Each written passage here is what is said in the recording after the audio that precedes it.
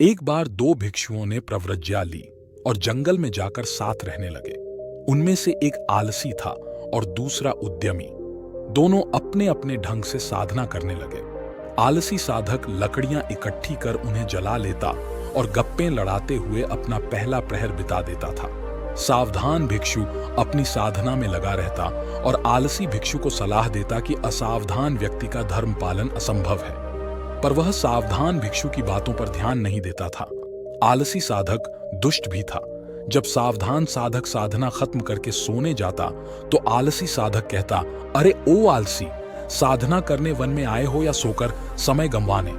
सावधान साधक को तो वह इस प्रकार कहता था, पर खुद दूसरी ओर जाकर सो जाता था।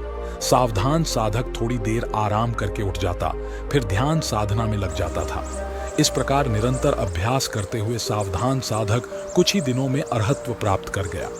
दूसरा साधक पूर्ववत प्रमाद में ही समय बिताता रहा। वर्षावास समाप्त हुआ। दोनों साधक बुद्ध के पास पहुंचे। कुशल क्षेम के बाद बुद्ध ने पूछा कि उनकी साधना कैसी रही।